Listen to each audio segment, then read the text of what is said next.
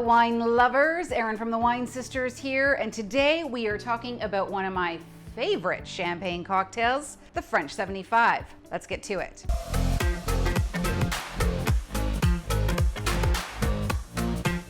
It's wedding season, wine lovers, and so many of you are emailing me asking for creative ideas on what else you can do with all that sparkling wine you've got lying around. Now, of course, just popping the cork and sipping an ice cold bubbly on the day of a nuptial to celebrate the love, hopefully it lasts, is a great idea, but maybe you're looking for something a little bit different, and I'm gonna show you one of my all-time favorite sparkling wine cocktails today. It's called the French 75, and we're gonna get to it. So welcome to the Wine Sisters channel. I am your host, the sommelier and founder at the Wine Sisters, Erin Henderson, and here we teach you how to eat, drink, and entertain like a pro. First things first, the French 75 was invented a long time ago. It was invented during the First World War. It was named after the diameter of the cannonballs that went into the French cannon 75, so the French 75. Historically, it's been made with a sugar cube and with gin, but there's a couple of tweaks to that I just don't like. Number one, I do love gin,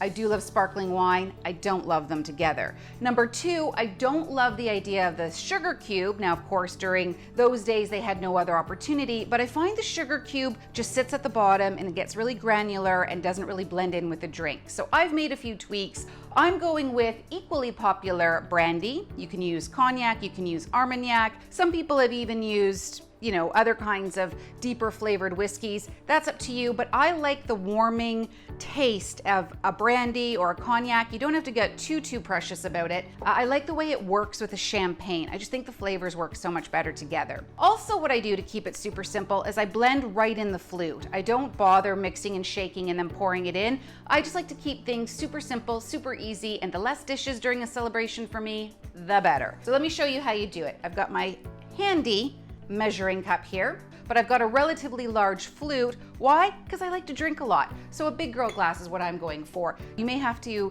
adjust your measurements depending on the size of your flute or the glass that you choose. Okay, so into this French 75, we're going to pour 1 ounce of our brandy. This is just a regular brandy, VSOP, nothing too precious. We're mixing it, so I don't usually go over the top when it comes to my spirits. I don't get them too expensive, too pure, because there's all kinds of other flavors that are going to be involved. I'm also going to add an equal measurement of freshly squeezed lemon juice. Does it have to be freshly squeezed? We've talked about this before, kids. Yes, it does. Freshly squeeze your lemons. It takes 1 second. In it goes. Now we're also going to take an equal measure of our simple syrup. I always have a large jar of simple syrup on hand. Why? Once again, I'm a big fan of cocktail hour. If you want to see how I do an easy apéro hour, you can click right here and take a look at how I put things together. And this will last me maybe a week or two in the fridge, and it's a-okay. If you want to make a smaller portion, sure, you can do that. It's just equal portions, sugar, water. You melt it over a low heat, and then you store it tightly sealed in the fridge. That's it. So in goes an equal portion of simple syrup.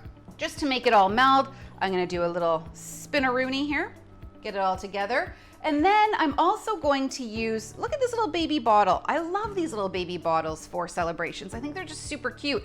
And before times when the Wine Sisters was doing in-person events, and hopefully within the next few months we will be doing them again, but we put up a beautiful spring bar. It was a rosé bar, and we filled it with these smaller bottles of rosé sparkling, and it was really attractive, and it looked just gorgeous for weddings and celebrations. So that's a really neat idea if you are going to be hosting something very festive this summer, or even in the winter, whenever. And so all you have to do is I'm just going to top my sparkling right in here, and that's my French 75. I am going to use a little garnish. Now, some people get really fussy and they do like a long lemon twist. I don't do that because I find that the lemon twist just really, when they're that skinny, it just doesn't really work for me. I like a nice solid strip of lemon, and I cut the end so that I can just easily put it on the glass. One end is cut, another end is cut. Whoops, it came off. Another end is cut, and there it goes right on the glass, and look how festive that looks. That's the French 75, guys. I find it just a beautiful, easy, attractive, and very elegant way to do something a little different with your sparkling wine and toast to the happy couple. My name's Erin, guys. I'm from the Wine Sisters. If you liked this video, please leave us a comment, a like, hit that bell to make sure you get notified every time we release a new video every week.